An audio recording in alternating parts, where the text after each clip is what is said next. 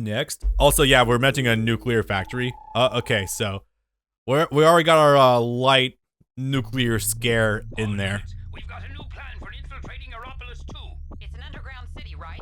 Tokusa, give us the lowdown. A regular funhouse maze. Nothing but forks and turns everywhere. What about enemy strength? Unclear, but it's a sure bet there's an ambush waiting for you. Sounds like a suicide mission to me. You'll pay for our funerals, won't you, Chief? It's the least I could do. Be careful. Roger. We're going into communications blackout now. Over and out. I said it before, but once again, yeah.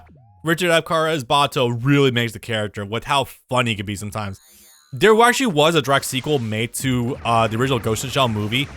Alex and I were talking about this in a chat recently, but it's such a dry movie because even though it focuses on Bato, which you think would make it a 10 out of 10 movie immediately, no, he kind of follows the trope of like the drunk old white man that's going through PTSD. It was a trope of like everything in the fucking 2000s. Actually insane. Early 2010s especially. Holy crap.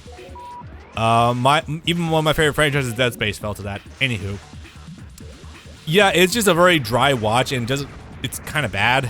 I mean, I think most fans of Ghost in the Shell would probably agree with that. And do I have a point for that? Oh yeah, fun Bato good, boring, depressed Bato bad, I guess. In a roundabout way, yeah, kinda. I don't really know what the point of this level even is. It didn't really tell you. 2 is traumatizing with lots of puppets, otherwise it isn't very memorable. Also puppet major. Yeah, that was weird. Like, Kusanagi lost her body, so they were just going with a puppet with her.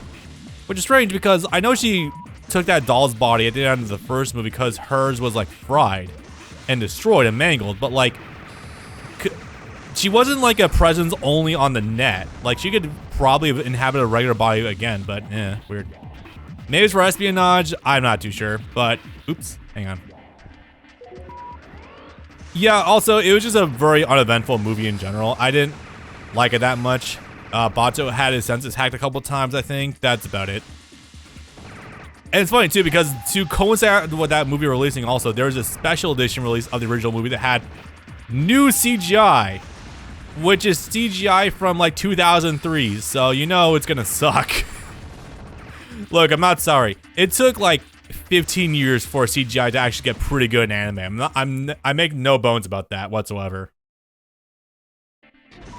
Okay, also this boss is kind of a pain in the ass. Hang on, I'm gonna save it here again. Trying to do this all without dying so we can try to get that Motoko image that was promised, which if it's this version of her, I'm always gonna try my best to see it more if I can. All right, this guy's also, oops, do I have mouse on screen? I don't think I did. Weird. Yeah, this weird shaft that's firing off at you can be a pain in the dick. It's also just really hard to get a lock on in general sometimes with this thing too. Yeah, it's able to break lock on. Yeah. I'm gonna try to just get up close and get some pot shots with the grenades. I think the trick to doing fighting this, I've gotten some success with this before in a prior run, is like always being alternate sides of it when it's doing shit. You know what I mean? Yeah, like when it's there, I could probably sidestep it more. Yep. Yeah, the move is kind of a little bit brutal, but not terrible. Straight up, if you have experience with Armored Core, you might have an advantage with this game because I was playing a little bit of the PS1 game like the other day, and it does play kind of similarly with like the left and right dashes. So if you're familiar with Armored Core, you might have a leg up. Maybe it's a little. I think this is a little faster than the first one though. Oh, there we go. Cool. Speaking of winning, Armored Core won Action Game of the Year or Action Adventure Game of the Year for TGA this year, and I really want a sale to go on so I can buy it. Yeah. The play color filters add reanimated scenes to CGI. It was all jarring and destroyed the feel of the original version. Oh, definitely. Control, advise on target position. All units, the target location is Geofront. Geofront? You mean we're going for the reactor? Correct. Analysis indicates that it's the primary energy source for the entire tower. Yeah, but if the Fujikomas attack, won't that thing blow? Don't worry. There's an emergency failsafe mechanism. An attack will trigger the control rods and the reactor will shut down. According to the experts, that's Okay, I should pause it here to also reaffirm that yes, the mid 90s Japan did have reason to be fearful of nuclear energy because of Hiroshima and Nagasaki. I will definitely say that, but the whole thing about what's it called? I keep forgetting the damn city's name. Chernobyl. The reason that fell through was because the lack of safety regulations from Soviet Russia. That's what led to that whole fallout. Genuinely, nuclear reactors and nuclear energy is like pretty much 100% safe. So again, I love how Aramaki saying that there's failsafes is actually one of the most accurate things that this era of Japan has actually said about nuclear energy, because you see it a lot in like other media like Gundam. Yeah. the only way to kill the guard system. Let's hope they're right. This is completely nuts. All units proceed. All right, let's party. Oof. Okay. Also a pretty easy level. I remember the boss is a little complicated. Not too terrible. Actually, no, it's pretty easy. But also, I would like to, unfortunately, despite the fact that because this is a Let's Play, I've been talking over the music a lot. The music in this game kind of goes pretty hard. I'll have to add a lot of it to my music playlist at some point in time. All right. Time for spooks. Yeah. As you can see, the tanks are pretty weak to circle strafing, so you can blindside them pretty hard that way. I think this is made, like, I'm pretty sure a lot of these you can just skip. By the way, most of these missions, you can just skip enemies and not really suffer any consequences whatsoever. I'm just doing it anyway because it's fun, and also showing off the level design a little bit. Missile launchers, missile launchers. Yeah. There we go.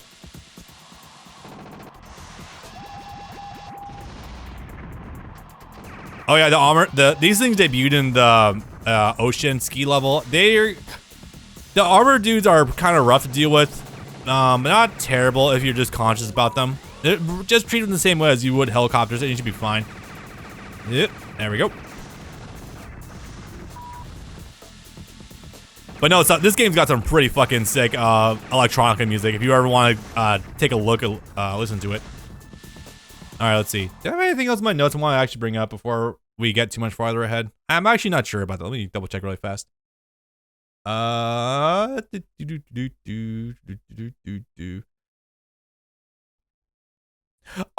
that's the big thing actually. It's not the cutscenes in this game. Right. I actually completely forgot about this. So the cutscenes done for this game specifically are actually a really big innovation for the anime industry at the time, because this was like, I think, let me check the wording on this.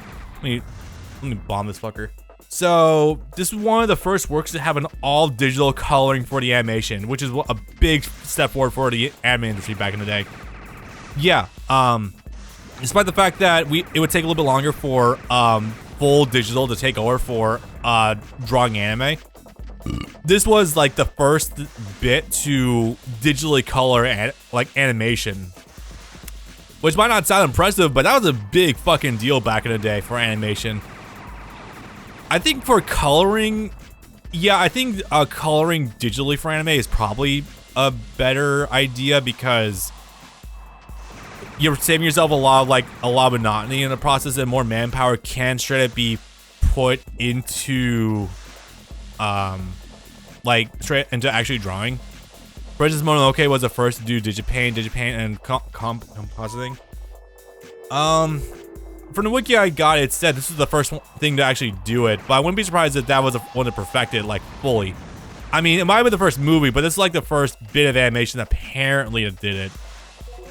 If I'm wrong on any of this, YouTube comments, by all means, feel free to correct me on this. I'm always willing to get feedback on that front.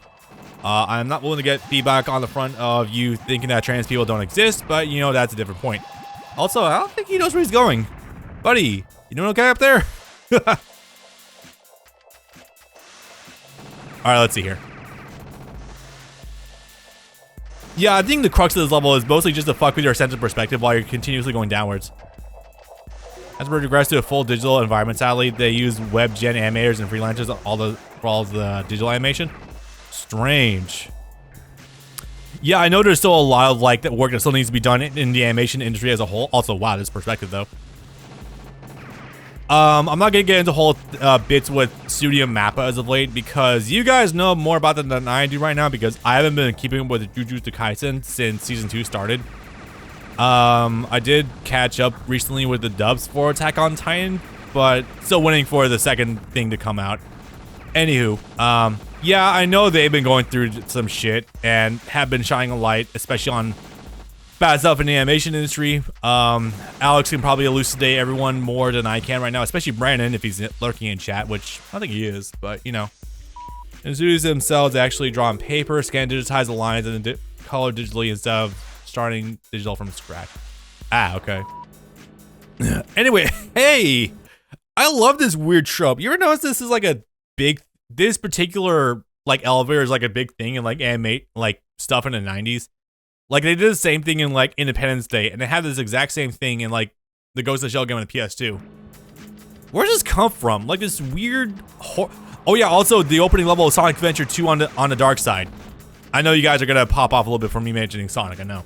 But what is with this trope of like this specific like declining like bunker kind of look? What is? Where does this come from? What popularized this? Does anyone know? This is a genuine question. Yeah, Alex, I'm pretty sure you know what I mean though, right? Like this is a same set piece as in like the start of Sonic Adventure 2 with the dark side. It's in the Ghost in the Shell PS2 game. The same visual I think was also used in Independence Day, the old movie from the 90s. I don't know where this bunker look came from. It's so weird. It really is. I don't understand. I like to in order to have more input, but I just don't. Oh, this is a fun mission though. Okay. I think for this you gotta destroy set amounts of pylons in order to keep something from happening. We're all control the sticks and stop them now. Okay. Not terrible. I just machine gun my way through this whole thing. Although, I imagine, oh, actually this is a good idea. Using grenades to insta-shot them in order to have a leg up going forward. This thing is gonna be alternating attacks. I think it gains more attacks as you do more damage to it. I believe?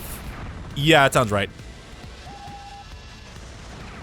All right. Oh yeah, also, you can't lock on more than the damage that you would do to instantly kill an enemy outright. So like if an enemy would die in to just 2 missiles, you can't lock on more than 2 missiles at once. It's pretty convenient. Yeah, I don't really have a strategy for this one. It's pretty easy. There's things above you like the laser you can shut down. It'll start to suck you in after a set amount of time. That's something, I guess. Yeah. That being said, though, I'm taking some damage. I'm not sure what's up. Ow, fuck. This laser, though, is being a bit of a prick. Again, if you get hit while locking on missiles, you will lose the lock on, or you will lose the charge. So that there's some times where it's more economic to just go for machine guns. There we go. Frame rate just skyrocketed there. Holy crap. I need to keep an eye on my frame rate counter, see what's going on.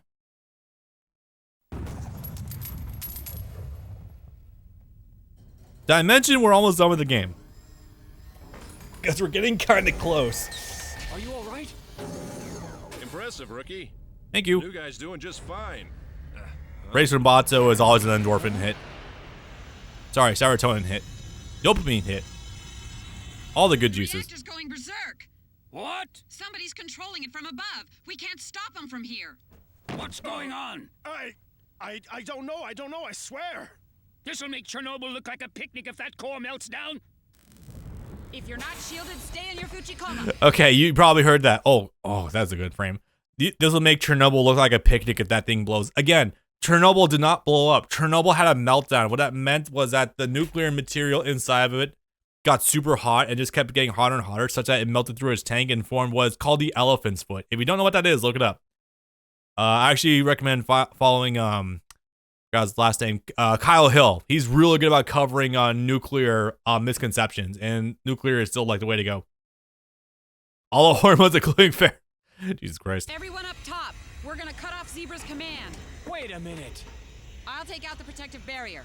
Go on. There's no time to do that by yourself. I'll help. No, you've got to back up the rookie. You heard me. I said get going. Oh, this is long-haired Why are Bato. you? See you later. You don't think I'll be there? Get going now. Mommy. Okay, so I guess she's once again staying behind in order to keep something from blowing up. This has happened more than a couple times. And she always walks away. Chief, the Major was crazy enough to go inside the reactor. Is there any other way to shut it down? If you can commandeer the building's control room, that would be the shortest way, if there's time. Where is it?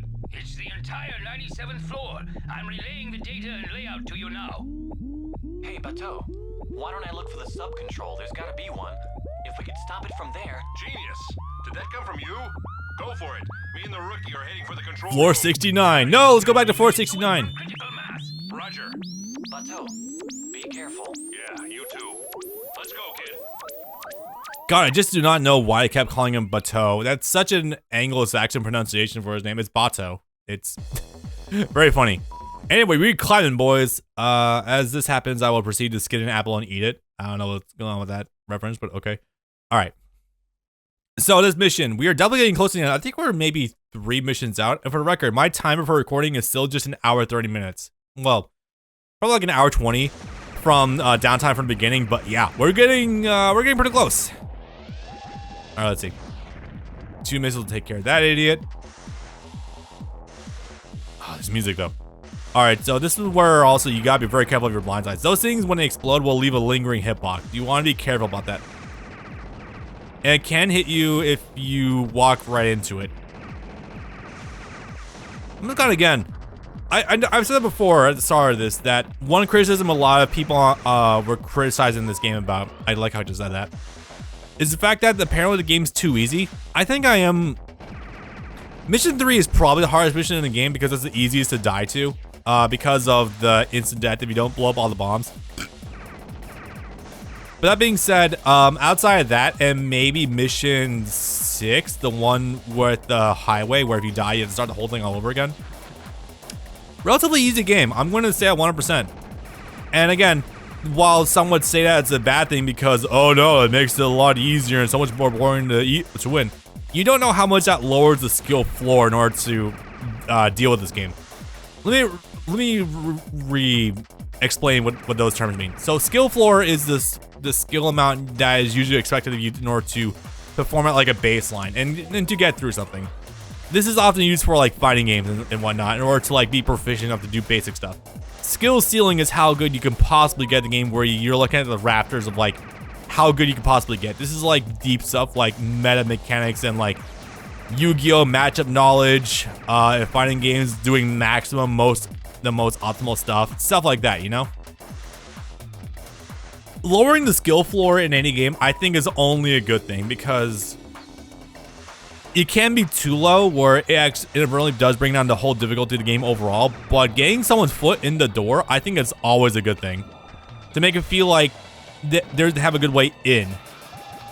I have something that was just, I haven't played it myself, but I think I heard Ultra Kill's kind of like that, where it starts off fairly simple, but it gets progressively more and more reflex necessary. Something like that, you know? So that's just something you want to keep in mind. Like, it's fine if a game's easy. It can be too easy, but I think if a game's easy overall, then that's a good thing. Making a game too hard is like where you can't even progress past the first level, and that's not good. That's Dr. Jekyll and Mr. Hyde, you know?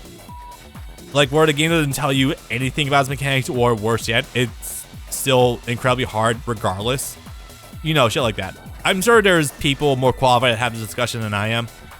I've looked at modding Metroid Prime 2 a little bit, and the questions that already asks of you is like night and day. It's like, what happens if I change this variable? Like, what happens if I make it easier? Will it make the game actually better, or is there more things involved in that process?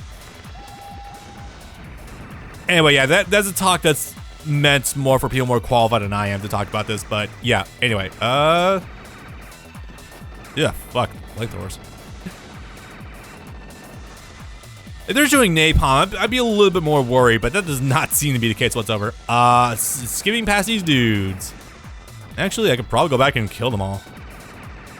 Oh, for the record, I think enemies do respawn, so don't worry too much about missing out on enemies, or at least I've noticed it, I think, in one of the last missions. I think it's the one after this one where you gotta actually get to the ceiling. All right, let's see.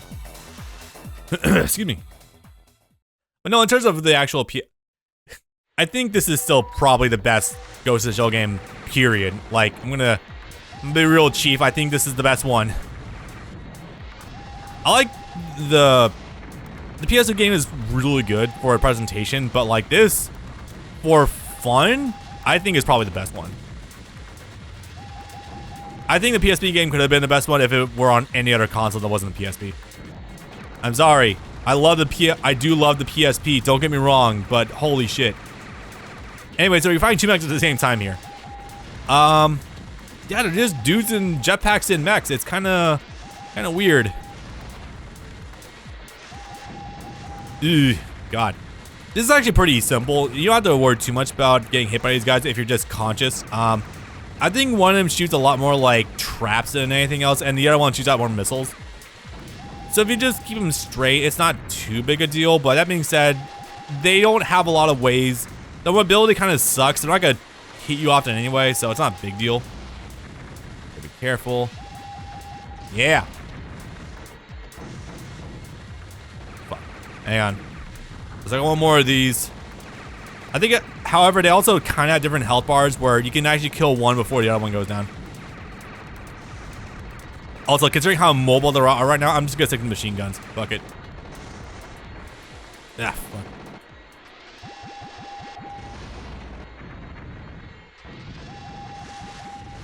Yeah, there we go. Another good playstyle if you want to go with for bosses is to actually sit still and wait for them to actually move on you. And then shoot them. Dude, there we go. I guess I was doing even damage to them. Holy crap. Cool. Damn, pretty good score going. Holy crap.